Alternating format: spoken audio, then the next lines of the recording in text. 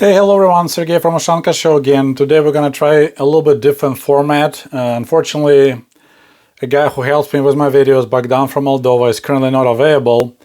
So I decided we'll try this new format, and let me know in the comments if you like this type of videos, that I can make more stories without waiting for Bogdan to put together video presentations. So anyway, as I mentioned earlier, if you follow my channel, my mother Yelena currently moved back to Kiev, so we're able to talk on the phone, modern technology, so I'm FaceTiming her while using Telegram, and our conversation usually lasts like almost an hour, sometimes over it.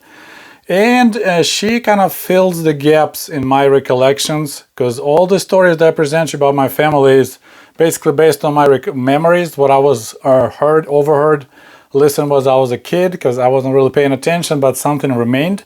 And now my mom kind of fills in those gaps, and she told me quite an interesting story about her moving to Kiev back in the 60s. So I thought it was quite interesting, so I decided to share with you. So quick kind of reminder. So my mom, here she is in 1967. She's what we say Soviet baby boomer. She was born in 1948 and grew up in a small village in northern Ukraine. She had a one sibling, her brother Misha, Mikhail or Michael. He was born in 1930, so he is 18 years senior of my mom. So he moved to Kiev right after the World War II ended, so I think around 1947, and I have a story about him. It's a Soviet artist video, link will be below in the comment section. But anyway, by accident, his teacher discovered that he is a really good artist, like making drawings. One day in school, she told kids, like you have a free topic, pick any topic and make a picture, draw a picture. And he asked if he can go outside, and in 1 hour, 45 minutes, he drew the school, and that was like a photo. So he was really good in sketching, and teacher was so impressed. She talked to a school director, and they basically put paperwork together, and they sent him to Kiev to attend arts college. So that's how my uncle Misha ended up in Kiev. So he went there in 1947, something like that, before my mother even was born. Well, when my mom finished her school, like not complete high school, she had 2 more years. Mostly my grandmother was kind of started giving her, kind of like pushing her, like, you need to move out, you need to leave the village and go to Kiev, get a better life, because there's no future really living in the village. So that's what I knew. My mom moved to Kiev. She stayed for a while with her brother, my uncle, and then she was homeless for 3 years. I have a video about that too, link will be below in the section. She worked at the kindergarten as a nanny, and as a small bonus, the pay was really low, like 60 rubles a month. But the lady who manager of that kindergarten, she allowed these girls to spend the night in the kindergarten. So kids leave, and these ladies who were out of town, because local Kiev girls didn't want to work for that little money, so they had free housing in the kindergarten, because it was literally close to impossible to find the housing options in Kiev in the 60s.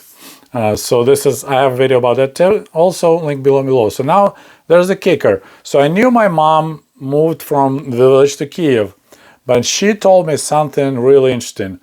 So apparently, if you live in a village and you're part of the local collective farm, kolkhoz, and if you don't know the difference between kolkhoz, collective farm, and sovkhoz, Soviet farm, I also have a video, link will be below.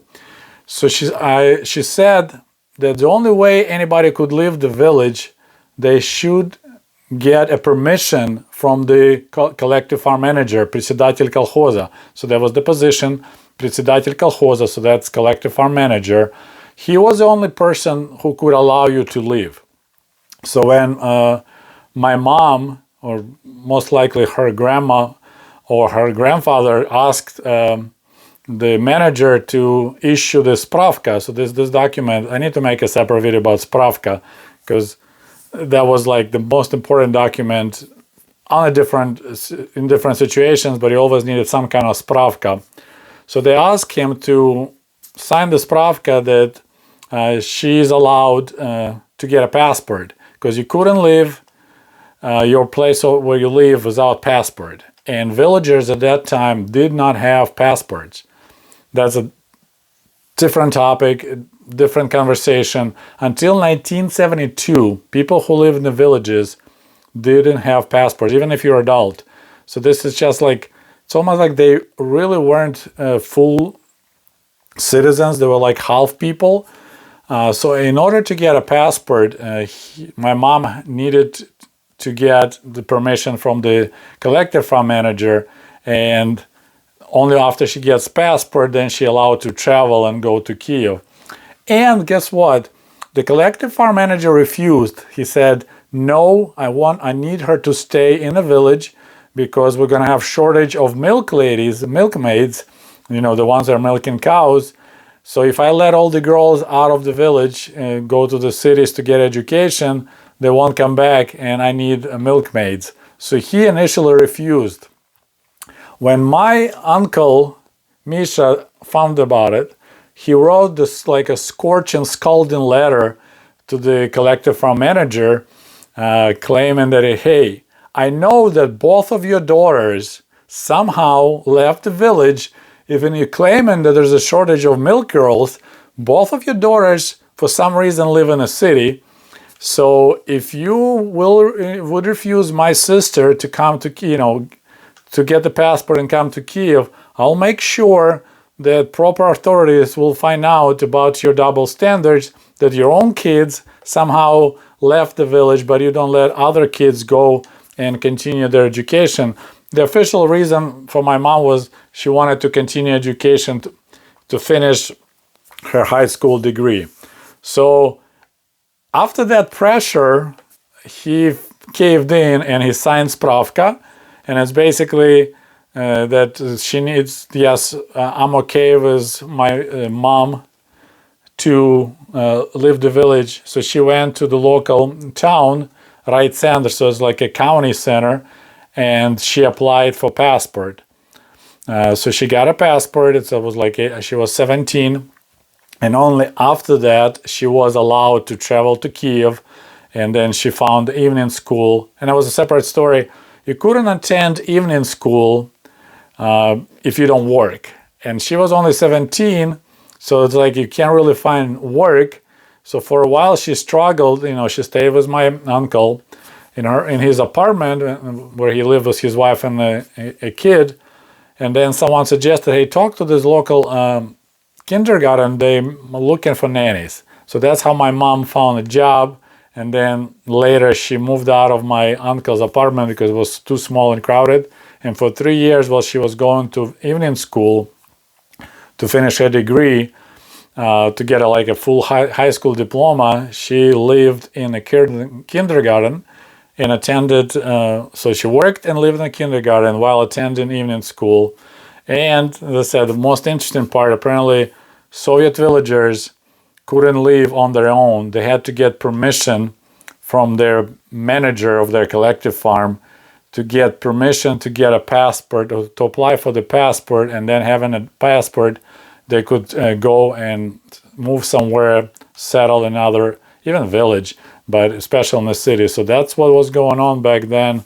So now my mom, she went to Kiev in 1965 because she was born in 1948, as I said, Soviet baby boomer.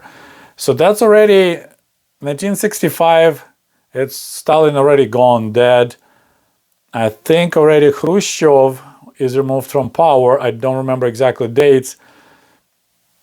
So this is already Brezhnev era, and villagers still had no rights. Only in 1972, that's when they could automatically get a passport. They didn't have to ask permission from their collective farm manager. So that's kind of interesting situation. That information really kind of blew my mind, and I decided to share with you. So once again, if you like this format when I'm just talking to you and showing pictures, I can definitely do more videos like that, but it's up to you guys. So please don't forget to comment. Don't forget to like it, this video if you did, and we'll talk to you soon. До побачення. Goodbye.